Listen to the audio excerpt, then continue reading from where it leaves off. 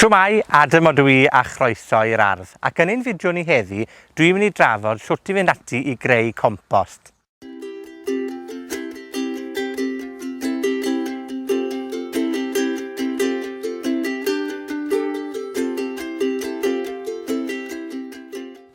Felly, beth yw compostio? Wel, proses hollol naturiol yw compostio, lle mae deunydd organig yn cael ei torri lawr gan microorganebau yn y pridd gyda help ocsigen i greu deunydd wedyn allwn ni wasgaru o amgylch yr ardd neu ychwanegu at y pridd i fwydo planhigion. Wi lan fan hyn wrth ymyl y domen gompost ar hyn o bryd, a mae gymaint o bethau o'r ardd ac o'r cartre yn dirwyn i ben yn y ran hon o'r ardd. Achos fel garddiwr, dwi ddim yn gallu creu digon o gompost, yn enwedig wrth ddefnyddio'r system dim palu fel dwi'n gwneud.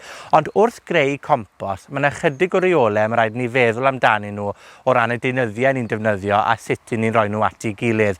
A chofiwch hefyd, er bod fy nhomen gompost i yn eitha mawr, does dim angen bod gyda chi domen gompost mor fawr hyn. Allwch chi wneud e mewn cornel bach yn yr ardd neu mewn tomen gompost i chi'n ei brynu mewn archfarchnad neu canolfan arddio.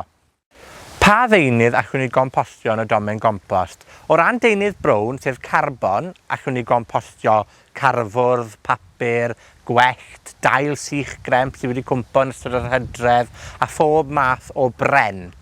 O ran deunydd gwyrdd neu nitrogen, toriadau porfa, dail ffres o'r ardd, blodau, sbarions o'r gegin fel crafion tatws er enghraifft, a hefyd tail anifeiliaid fel ieir, defed neu wartheg.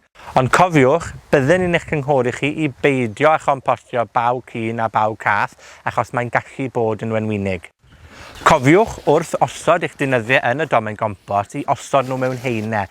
Meddyliwch amdano fe fel bod chi'n creu lasagna, felly carbon, nitrogen, a chymysgu hynny i gyd lan, achos bydd hynny eto yn cyflymu'r broses gompostio. Wrth fynd ati i adeiladu'n tomen gompost, mae angen ni ystyried bod ni'n rhoi'r graddfeydd cywir o carbon i nitrogen. Nawr, y raddfa orau ar gyfer creu compost yw 30 darn o carbon i 1 darn o nitrogen. Ond mae rhaid i fi gyfaddau fel garddiwr, mae'n anodd iawn cyrraedd y raddfa hynny o ran y cynnyrch sydd yn dod o'r ardd. Felly dwi'n dueddol o wneud 4 darn o carbon i 1 darn o nitrogen, ond yn amlwg, os oes gyda fi fwy o carbon am adeg penodol yn y flwyddyn, gret, cynyddu faint o carbon sydd yn y domen gompost, ond os nad oes, sicrhau yn bendant bod fi ddim yn mynd yn eich na hynny.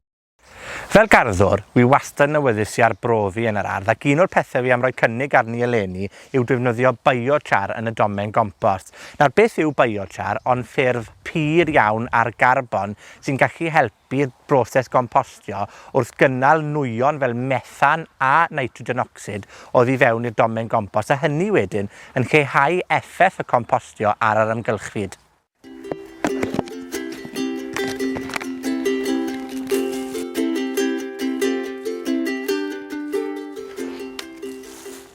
Mwyn rhoi hwb i'r biotshar i ddechrau'r broses, mae angen ni ei gyflyru fe, felly i gymysgu fe gyda nitrogen fel tail ffowls er enghraifft ar y domen gompost, a hynny wedyn yn cychwyn y broses o'r biotshar yn cymysgu yn y domen ac yn creu microorganebau fydd yn cyflymu'r broses gompostio. Rwy'n gyffrous iawn i ddefnyddio biotshar eleni, achos mae ymchwil yn dangos bod e'n gallu helpu gyda strwythur y pridd, hefyd codi pH y pridd, achos mae'n pridd ni fan hyn yn eitha acidig, ond mae e'n helpu gyda gwydnwch planhigion fel maen nhw'n gallu gwrthsefyll heintiau yn y pridd, achos mae'r microorganebau wedyn sy'n datblygu yn y pridd, jyst yn gwella strwythur ac amgylchedd yr ardd yn gyffredinol. Wel, dyma fi wedi cwblhau y gwaith compostio am heddi. Chydig o gyngor syml i chi wrth i chi greu eich compost.